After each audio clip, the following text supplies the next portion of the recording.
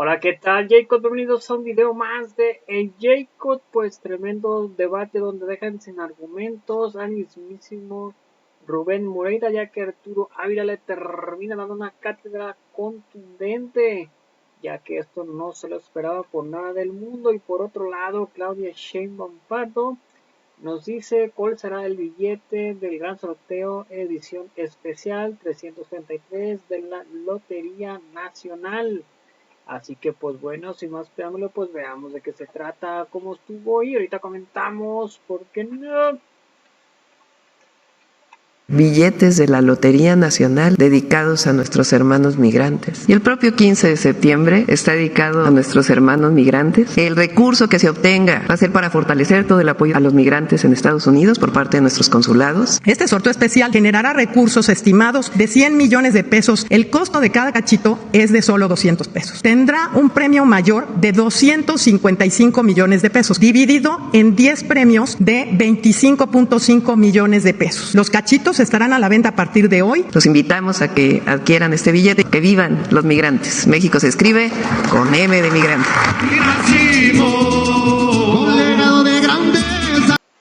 Bueno, pues ahí está prácticamente Claudia Sheinbaum, edición especial sobre todo para los inmigrantes que están en Estados Unidos. Y pues bueno, por otro lado vemos cómo se da el debate con todo, dejan sin argumentos, dejan calladitos, le ponen una trapeada a Rubén Moreira. Proyecto de ley que está emanado de parte del Poder Ejecutivo, de parte de la presidenta Claudia Sheinbaum, contra las extorsiones, que para contextualizar un poco algunos datos, el promedio diario de extorsiones ha pasado de enero de 2019 de 18.89 a 29.77 en enero de 2025, un incremento pues ya del 57.6%. En los primeros 5 meses de este año se documentaron 4.882 víctimas, incremento del 78.5% comparado con los 2.735 casos en el mismo periodo de 2018. Arturo, es un delito que evidentemente ha ido incremento. ¿Estamos seguros que con esta iniciativa se podrá controlar ese aumento? Sí, a ver, yo empezaría por decir que el gobierno de la transformación ha dado resultados frontales y cuantificables en materia de seguridad. De hecho, todos los delitos, absolutamente todos, excepto la extorsión, han tenido una reducción significativa desde 2019, después del desastre que nos dejó el PRI y el PAN con sus gobiernos. Y efectivamente, la extorsión era un delito que había que atenderse. Nosotros planteamos 4 ejes en materia de seguridad para atender el tema de la inseguridad. Uno tiene que ver con atender las causas, el otro tiene que ver con la consolidación de la Guardia Nacional, el tercero tiene que ver, por supuesto, con fortalecer la investigación y la inteligencia, y finalmente el cuarto tiene que ver con la coordinación entre entidades federales, estatales y de todos los órdenes de gobierno, ¿no? Incluso con las fiscalías. ¿Qué hicimos nosotros? Estamos lanzando una estrategia nacional contra la extorsión en nuestro país, que va acompañada de acciones inmediatas que ya estamos impulsando, pero también de una modificación al artículo 73 de la Constitución Política de los Estados Unidos Mexicanos, específicamente en la fracción 21, 21ª, en el inciso A. ¿Qué busca esta modificación constitucional? Crear un marco legal para que podamos expedir una ley general penal que pueda combatir la extorsión. Y este dato me parece muy importante. Rubén, ¿qué opinas? Bueno, primero, somos una oposición responsable. Yo creo que hay que ver el conjunto de las 2 iniciativas que se prefiguran para poder opinar al respecto. Lo que hoy tenemos es una iniciativa, que ya se mencionó, para una reforma constitucional, que le permita a las cámaras legislar en materia de extorsión. Esta moda que se ha ido haciendo desde hace varios sexenios, de llevar a la federación delitos que originalmente eran del orden local. Yo en lo particular siempre tengo ahí mis pruritos, mis observaciones al respecto, porque generan en muchas ocasiones, no en todas, holgazanería de los gobernadores, que diciendo, bueno, pues este delito ya es concurrente, pues hay federación, ocúpate tú. Y esto ha pasado bajo todos los signos políticos. De aprobarse esta iniciativa que tenemos acá, ya el Congreso podría legislar en materia de extorsión. Se antoja que van a presentar una ley general, por lo tanto no solamente asuntos del tipo penal y de las penas, que inicialmente es lo que dice el artículo 73. Ahora, dice la parte de transitorios que se proponen 180 días para expedir la ley general. Primer tema, tenemos suficiente tiempo entonces para revisar esa legislación secundaria. Puede haber foros, puede haber trabajo académico, puede haber una reunión con los gobernadores y una reunión con los fiscales locales, que no se ha dado en otras ocasiones. Ahora, no se extiende mucho, es una iniciativa breve, pero en la exposición de motivos yo encuentro 2, 3 cosas a resaltar. La primera, y rápido, dice que las extorsiones se han motivado sobre todo por las nuevas tecnologías. Hay una gran cantidad de extorsiones que son producto del dominio que tiene un grupo delincuencial en una zona del país. Segunda cosa, no se habla en la iniciativa de otras características de la ley general, presupuestos, cómo van a interactuar las fiscalías, en fin, hay que verlo cómo lo plasman al final. Y tercera, no se habla de la transparencia. Yo no tengo ahora sí que la misma certeza en los datos que se dan. Primero porque los han ocultado en el secretariado y por lo tanto a mi juicio, siguen cometiéndose muchos homicidios y hoy mismo no sabemos cuántos son. Ojalá y aquí sí hablemos de transparencia. Arturo. A ver, ¿cómo podría ocultar el secretario de Información que está disponible en las fiscalías estatales? Pues es imposible, pues es parte de la narrativa de la oposición para... Les han criticado en ese aspecto, es que las catalogan de manera distinta, ¿no?, como muerte sin determinar. No es el caso. Hay algunos estados que tienen una observancia distinta en algunos delitos, pero no quiere decir que en el momento de contabilizar este delito que es tan grave, se quiten o se resten este tipo de condiciones, ¿no? Yo lo que diría es, vamos a ver la buena parte de una ley como esta. Empecemos a actuar no solamente como una oposición que saca ideas para sacar raja política, sino como una oposición seria, ¿no? Estamos hablando, por supuesto, de medios comisivos, en los usos de teléfonos, en las herramientas digitales, en las tecnologías, ¿no? Pero también en las tácticas para controlar mercados o para coaccionar instituciones, efectivamente el famoso cobro de piso. En esta lógica, si nosotros volteamos a ver dónde se concentra más el problema, estamos hablando de que el Estado de México tiene el 33% del total, Guanajuato, Veracruz y Nuevo León juntos tienen el 61.8% del total, y según los datos del ENVIPE de 2024, cerca de 4.9 millones de casos anuales, contra 11.000 denunciados, y esta parte también me parece importante porque son menos las denuncias de lo que sucede en una encuesta en donde van y le preguntan a la gente qué es lo que pasa, ¿no? La misma ENVIPE dice que 97% de los casos de extorsión no se denuncian. Es lo que acabo de mencionar.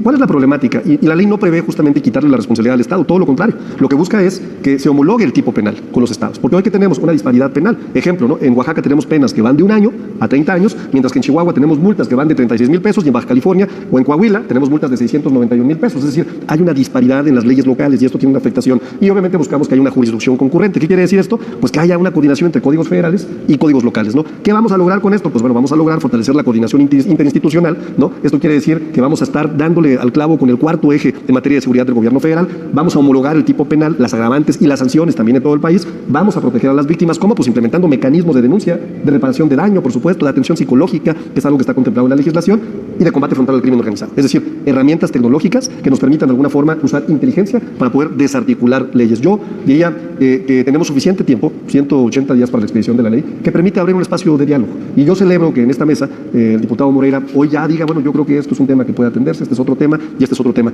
Yo espero, de veras, que la oposición esté a la altura de una ley que sin duda va a ayudarle a millones de mexicanas y mexicanos que son víctimas de este delito, y que el marco jurídico sí tiene una incidencia directa en cómo puede modificar la conducta delictiva. El marco jurídico más de inteligencia también, porque una cosa es las penas y otra es que los atrapen. Contempla incluso la legislación la posibilidad de utilizar herramientas tecnológicas y de inteligencia para poder desarticular este tipo de redes. Bueno. Tenemos que ver cómo viene la ley general. Yo no sé si ya la tengan redactada. Yo espero que haya voluntad para escuchar a los expertos, escuchar a los gobernadores, escuchar también a los fiscales, y poder, y todos nosotros poder proponer cambios que hagan esto más adecuado. No es la marca de la casa escuchar a la gente, eso sí no es la marca de la casa. Me preocupa, insisto, lo de la transparencia. No estamos acá hablando de los homicidios, pero efectivamente hay 4 maneras de clasificarlo según el INEGI. Me refiero a las muertes violentas, que es suicidio, homicidio doloso, homicidio culposo o causa no determinada. Y esta causa no determinada se usó sobre todo aquí en la Ciudad de México para aumentar ahí las personas que eran anotadas que habían perdido la vida. El promedio en el país es 6% y aquí era 30 y tantos %. Hay un subregistro, eso es evidente, y la mejor prueba de eso es que la Secretaría de Seguridad Pública eliminó lo que se denominaban fuentes abiertas, que era el reporte que salía no de la autoridad, porque las autoridades se pueden poner de acuerdo y sería uno muy inocente si no se ponen de acuerdo y se puedan coludir, de todos los partidos. Estaban las fuentes abiertas que nos permitían ir comprobando si se estaban anotando las defunciones. También está el caso de las fosas recientes, las que tienen mucho tiempo, es difícil saber cuándo murió esta persona, pero las recientes no se anotan, y eso hay muchos ejemplos, sobre todo este año. Ahora, acá, en el caso de las extorsiones se generan por varios lugares, desde aquella que sale de los penales, que tiene una solución, digamos que relativamente fácil, bloquear. Que lleva muchísimos años. Claro, y que son fábricas verdaderas de extorsiones, y que son también producto de que la gente que está en la cárcel tiene que pagar cosas por estar ahí. Y eso en prisiones de todos los tipos, tiene que pagar, y entonces enrola en esas fabriquitas adentro para cubrir lo que le están cobrando para tener jabón, agua, dormir mejor, todo eso. Es una parte. Y la otra es cuando una organización delictiva se apodera de un territorio. Y al poderse de un territorio, entonces a veces bajan los homicidios porque ellos cuidan que no sucedan, no les conviene a sus intereses económicos, o baja el robo porque están cobrando cuota para que no te roben. Bueno, eso hay que atacarlo. Pero esa parte ya hay una competencia que es crimen organizado. Entonces, ahí hay herramientas. Yo celebro que podamos platicarlo y que podamos ponerlo sobre la mesa, quitando los extremos políticos. Pero me gustaría, sí, que hubiera una profunda reflexión. Hubiera sido bueno conocer ya el proyecto de esa ley secundaria para ir viendo cómo se va engarzando en la realidad que vive este país y poderle dar una respuesta a la gente. Una parte importante de las extorsiones, Arturo, viene a los comerciantes, a los locatarios, con el famoso cobro de piso. Con lo que se pueda llegar a presentar en esta iniciativa, en lo que estaremos por ver en las próximas semanas, ¿pueden tener los ciudadanos, los comerciantes, los locatarios, la garantía de que ya no van a ir a extorsionarlos con el cobro del piso y amenazarlos y a tener que destinar, en algunos casos, incluso hasta más de la mitad de sus ingresos solo a ese cobro? Sí, claro. Por ejemplo, algo que ya se anunció desde el Ejecutivo, que es información que se dio a conocer en la mañana del pueblo, es que las penas busca que se incrementen, ¿no? Otra cosa que va seguramente a tener el proyecto de leyes secundarias del Ejecutivo tendrá que ver con la estrategia que también ya presentó el Gabinete de Seguridad. Y eso me parece muy importante porque va a tener un impacto directo sobre estas personas que sufren una extorsión. ¿De qué estamos hablando? Estamos hablando primero de detenciones basadas en análisis criminal y un seguimiento financiero. Es decir, va a haber apoyo a la unidad de inteligencia financiera. Esto es importantísimo porque si a ti te piden una extorsión a una cuenta, se va a poder cancelar rápidamente. Si hay una red de extorsiones que funciona a través de pagos en tiendas departamentales, por ejemplo, que normalmente sucede que piden pagos en Oxxos, se va a poder utilizar esa información, ¿no?, para poder lograr llegar hasta el último destinatario de esa red de extorsión. Por otro lado, se anunciaron ya unidades de extorsión locales. Y lo que pretenden estas unidades de extorsión son equipos especializados en entidades prioritarias. ¿Dependientes de qué área gubernamental? La idea es que haya una colaboración compartida entre la Federación de los Estados de la República, porque es un problema compartido. Y en esa lógica, pues lo que se está buscando es que en estos estados que concentran casi el 70% de las extorsiones, rápidamente se generen las unidades antiextorsión locales. Un protocolo de atención a víctimas, ¿no? Esto es muy importante. Que el 089, que efectivamente ya existe, se convierta ahora sí en un número que pueda acompañar sobre todo las extorsiones telefónicas, que es el pan de cada día, ¿no? Hay gente que está extorsionando, hay gente que lamentablemente cree lo que les están diciendo, y la intención es que el 089 pueda ayudar y coadyuvar con gente capacitada para manejar este tipo de crisis, ¿no? Que los operadores del 089 tengan operadores de crisis, personal bancario, hoteleros, ¿no?, para identificar extorsiones también, y esa parte también suena como algo relevante, ¿no? Una campaña nacional de difusión es importante, que la gente sepa cómo funcionan, cómo operan, qué se tiene que hacer, cómo se puede atender, y eso también lo contempla esta campaña, ¿no? Es denuncias, inteligencia financiera, es bloqueo de líneas telefónicas, y esto también me parece muy importante, con mandamientos judiciales, para que no volvamos a caer en la retórica de que nos vamos a aventar algo que no es cierto. Bloqueo de líneas telefónicas con mandamientos judiciales, y esto es importantísimo, porque la mayor parte de las extorsiones sucede efectivamente a través de líneas telefónicas. Pero ahí no es tan fácil darles la vuelta como simplemente comprar otro chip y ya. Pues va a haber otro tipo de herramientas contempladas en otras leyes que nos van a permitir ahora sí tener una identificación más clara de quiénes son los usuarios de este tipo de teléfonos. Debe haber una cooperación también con las compañías telefónicas, ¿no? Así es, sin duda. Y bueno, esto será materia de las leyes secundarias. Yo, de veras, lo que diría es, hay ejemplos muy importantes en donde ha habido resultados de extorsiones, Michoacán, Ciudad de México, en Iztapalapa, sobre todo, en Jalisco y en Zacatecas, ¿no? Y en Morelia, por ejemplo, también ha habido resultados de las operaciones de la Secretaría de Seguridad Pública para poder frenar esta situación. Rubén, cuando fuiste gobernador, ¿implementaste algún tipo de acción en contra de las extorsiones en tu estado? Sí, en aquel momento se instrumentó toda una política para disminuir la extorsión y es todavía uno de los estados con menos incidencia en ese problema. Pero la extorsión venía en su momento de los grandes grupos delictivos. Entonces, el primer objetivo debe ser que esos grupos delictivos desaparezcan, en términos legales, obviamente, que la gente esté en la cárcel, que dejen de operar, y va a bajar una buena parte de la extorsión, porque hay otra que se da de otra manera, esta que hablábamos de las prisiones, ¿no? Y que es un problema porque un gobernador se puede esmerar mucho de que de sus prisiones no salga ninguna llamada, pero de otro lado pueden llegar las mismas. Ojalá podamos ver la iniciativa. Todo esto que dice Arturo no viene acá en la exposición de motivos, ojalá la podamos ver y poder agregar cosas. Por ejemplo, hay un fenómeno delictivo importante que es la extorsión a las autoridades municipales. No a un ciudadano que puede estar solo en su casa, sino a todo un ayuntamiento. Y esto, pues, volvemos a ver Tierra Caliente, por ejemplo, donde, pues, manejan presupuesto, manejan licitaciones, donde le cobran piso a los ayuntamientos. Antes los grupos delictivos iban sobre todo sobre las áreas de seguridad. Hoy se dan cuenta de cuándo llegan las participaciones, de cuándo va a haber licitaciones. Entonces, ojalá en la ley podamos poner instrumentos para combatir esa parte del crimen. Y que podemos, si hablamos mucho de este tema, vaya, si lo discutimos, puede haber normas bien importantes. Te voy a poner una, por ejemplo, ¿cómo protegemos a los auditores? Ya hemos tenido auditores, tanto del SAT como de la Auditoría Superior de la Federación, que han sido asesinados cuando van a hacer su trabajo de inspección o de auditoría. Bueno, ¿cómo los protegemos? Y por ahí hay ideas también de cómo hacerlo. ¿Cómo protegemos a los alcaldes? ¿Cómo vamos observando su gasto? No me refiero al gran gasto federal, sino ese pequeño gasto que en esos municipios va a ser transferido a los delincuentes. ¿Cómo evitamos que no maten a los alcaldes? Este fin de semana pasado tuvimos un exalcalde muerto y otro que atentaron de su vida. ¿Cómo cuidamos quiénes van a ser los tesoreros? ¿Cómo cuidamos la confidencialidad del dinero que se transmite a los municipios? ¿Cómo cuidamos sus procesos de licitación? Entonces yo creo que puede ser un espacio más allá de nuestras posturas ideológicas para hacer una buena ley en contra de la extorsión. Cierro, yo no estoy muy casado con ese tema de aumentar las penas, porque pues, de repente tenemos penas de por vida y eso no baja la delincuencia. Y también creo que es que las penas deben de estar en relación con la realidad de cada estado. Pero revisémoslo, hombre, no tiene problema, y veamos cómo estos otros fenómenos que se dan en ese proceso delictivo los podemos combatir. Otro. Bueno, decir que nosotros estamos muy contentas y muy contentas en nuestro movimiento de que seguimos avanzando en los resultados para pacificar el país. Ojalá y la oposición hubiera presentado iniciativas como estas en su momento.